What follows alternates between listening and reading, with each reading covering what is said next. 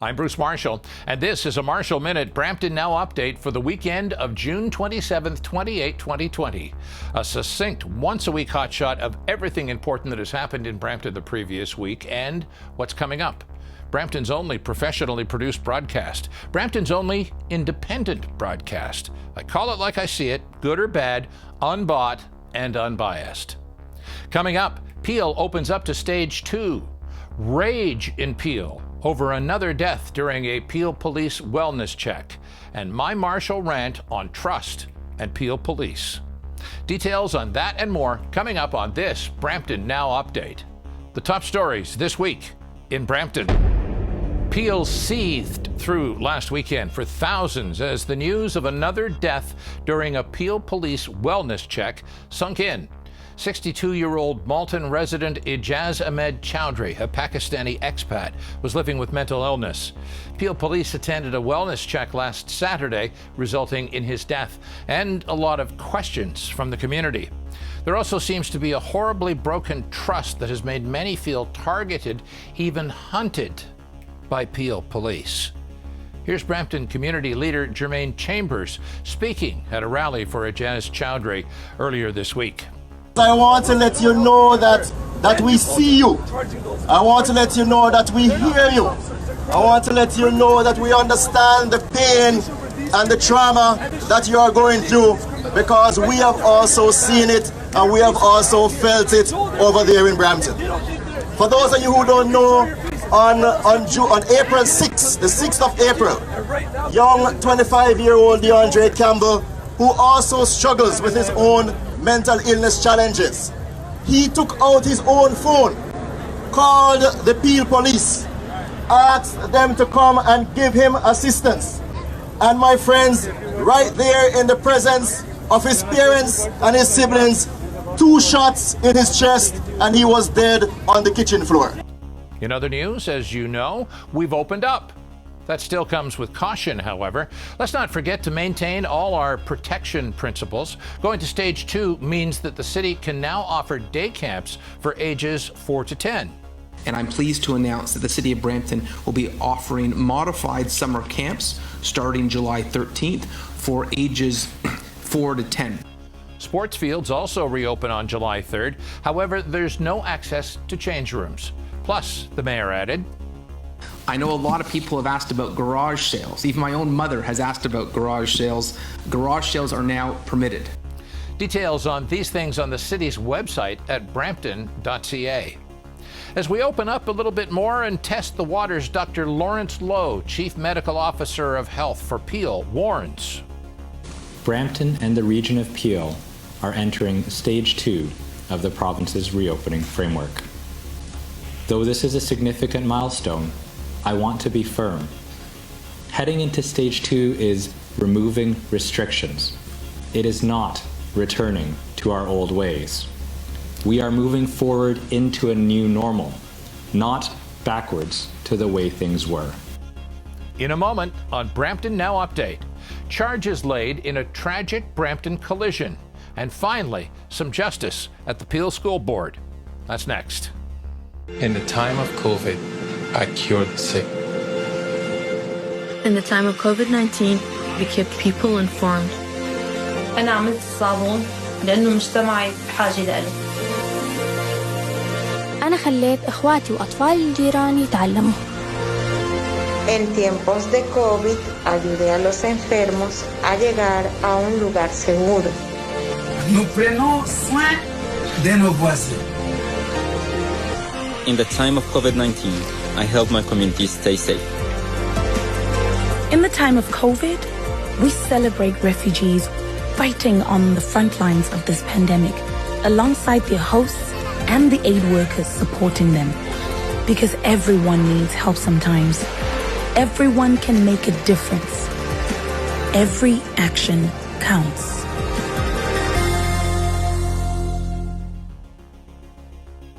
As a memorial to the 4 victims grew all week, news came late Thursday that a 20-year-old Caledon man had been charged with offenses that could keep him behind bars for life. The previous Thursday, Carolina Ciasulo, an elementary school teacher, and her children, Clara, Liliana, and Mila, were killed in a crash at Torbram and Countryside, allegedly caused by the 20-year-old who was reportedly severely impaired at the scene. Their funerals were Thursday as well. A memorial has grown spontaneously to the mom and her girls at the corner. And as dark as it is, there is light, too, like these three young ladies.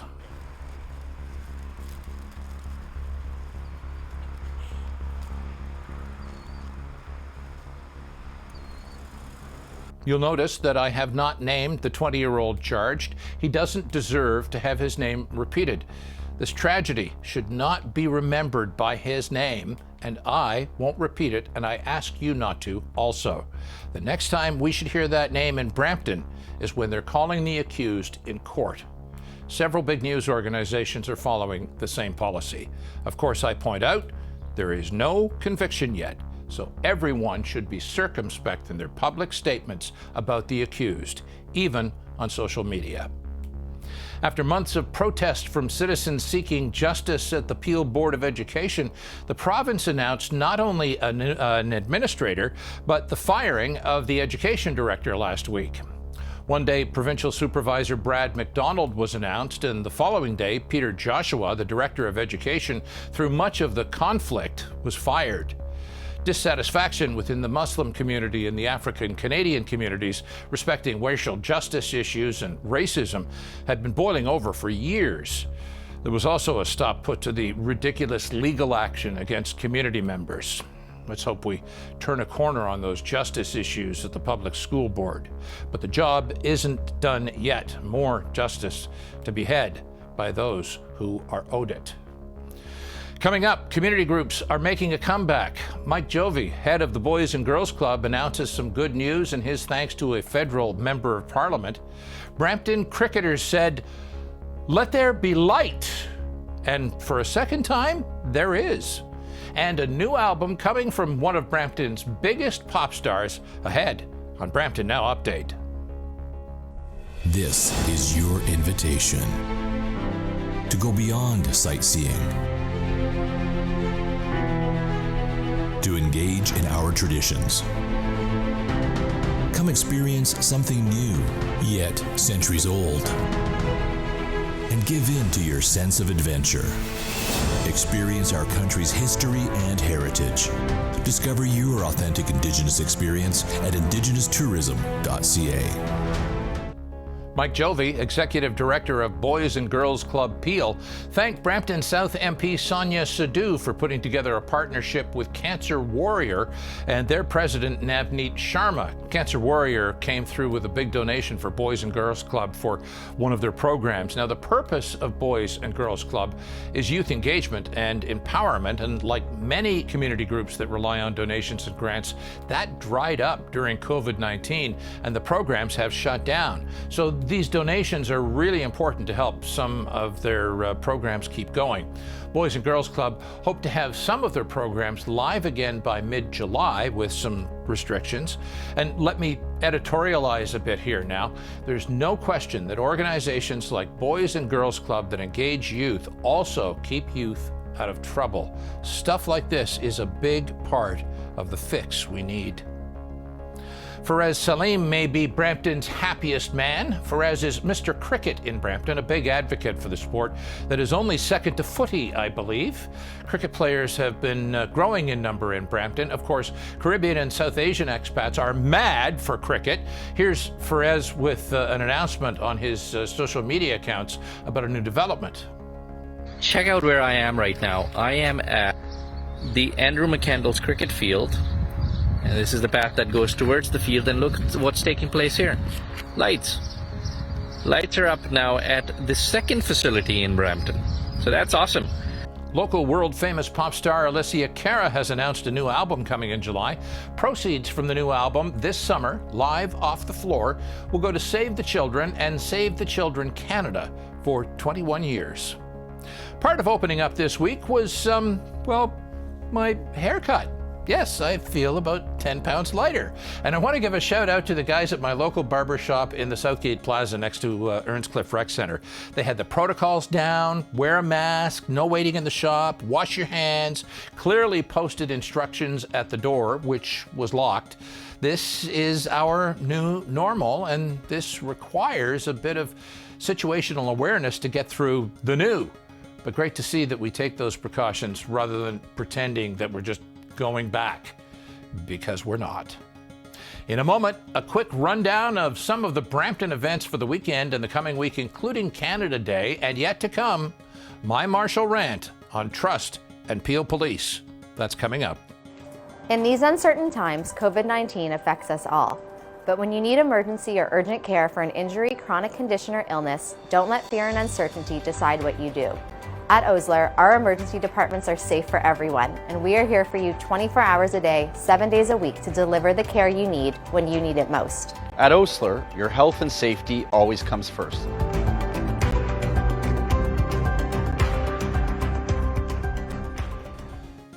Coming up in Brampton, Oscar's Roadhouse has opened up their patio, along with many others at the Roadhouse and Sports Bar at the corner of Queen and Bramalea Road. Now, I mention Oscar's and encourage you to enjoy their patio because they have not been idle these past few months. No, Oscar's turned their kitchen over through part of the lockdown to cook food for Knight's Table Open Kitchen. The downtown Brampton parking garages have reopened. Peel Region once again accepting bulky garbage items at the drive-through recycling centers and for curbside pickup. Brampton Farmers Market has reopened with all kinds of restrictions in place. Go to brampton.ca to see what those restrictions are. Canada Day for Brampton moves online to brampton.ca. Brampton Music Theatre has a fundraising contest called Catch the Ace. It's at bmtcatchtheace.ca. Details about the game on the website. BMT also continues their online training program on their main website, bramptonmusictheatre.com. Coming up, a Marshall Rant, my take on trust and Peel Police. Next on Brampton Now Update. Hello, everybody. It's me, Gru. But you already knew that. And I've got some tips to help you get through this challenging time. First, practice physical distancing. I'm sorry, I did not see you there. I've been doing it my whole life. Or there. Plus, there are lots of things you can do at home, like stay active with some sick dance moves, be daring, and whip up a new dish. I love the combination of gummy bears with meat. You can do video calls for all of your important meetings. What? Sorry. Or just have some fun. Okay, not that much fun. Now, this does not come naturally to me, but try to be kind to each other. This is a tough time for everyone. So, that's it. Stay home, stay healthy, and remember, we're all in this together. What? But totally separate. You know what I mean. I'm Bruce Marshall, and this is a Marshall Rant, Peel Police and Trust. One of the first benchmarks for me in this era of unrest was right after George Floyd. A friend of mine said with disgust, "We treated the Taliban better." The speaker is a retired Canadian Forces infantry officer with 2 tours in Afghanistan. We treated the Taliban better. He and I talked about it a bit. He talked about ethics and honor and Canadians being better than monkey business with prisoners. Canadian soldiers are professionals who are above that. He said that where nonsense like prisoner abuse occurs, there is lack of leadership. The leaders are ultimately responsible. Sadly, it has not always been thus in the Canadian Forces. There was a sad chapter in the early 90s where Canadian soldiers with the Canadian Airborne Regiment disgraced themselves and Canada in Somalia. There was a local man killed by Canadian soldiers. The first thing Canada did was wipe the regiment off the map. A storied regiment, too. But it was felt that the rot was so deep in this unit that they had to erase it from the ranks of the Canadian Forces. Take it out like a tumor. But that incident is what has got the Canadian Forces to the point they are today, where you just don't ever You disgrace yourself by abusing prisoners, first and foremost. So where does that leave us with law enforcement? Are they where the Canadian Airborne Regiment was? Is this a problem too big to be fixed in law enforcement? I know a lot of people of color who have expressed that they now feel hunted in Peel Region, walking around with targets on their backs. Regardless of whether those fears are well-founded, the conduct of Peel Police has got us where we are. There is eroded trust. And I noticed that just as I'm about to record this, that Minneapolis City Council has voted unanimously to disband their police. Minneapolis police have been deemed too broken to fix, just like the Canadian Airborne Regiment. With respect to some of these incidents that have gone tragic with people in mental health crisis, in some measure, the police are to be commended for trying to find solutions to something that just is not in their toolbox. We created this. We've allowed services to vulnerable people like the mentally ill to be gutted. And the logical conclusion would be that crap would roll downhill towards the cops for them to look after.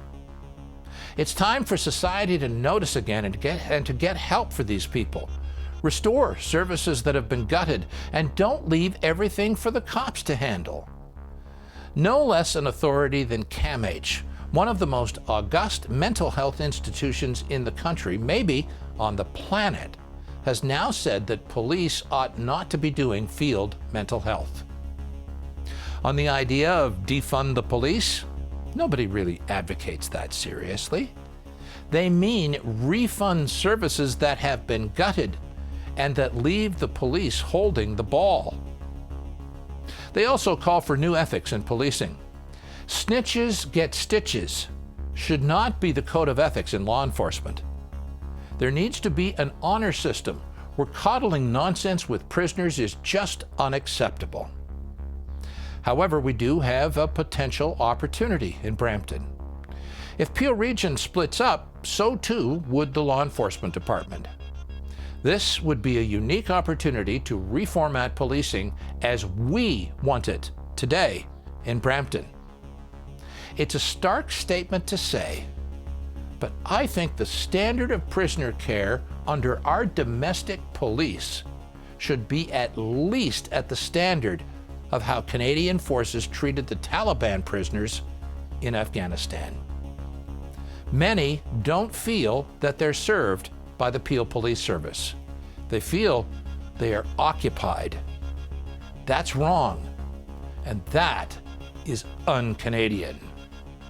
I'm Bruce Marshall, and that's it for this week. Please subscribe to the Brampton Now Update channel on YouTube or follow hashtag Marshall Minute on Facebook for lots of Brampton need to know that you won't find anywhere else. Your comments and suggestions are always welcome, and if you've got a Brampton story to tell, get in touch with me through the channel you're watching on right now. Stay strong, Brampton. We're all in this together. I'm Bruce Marshall. Thanks for watching Brampton Now Update.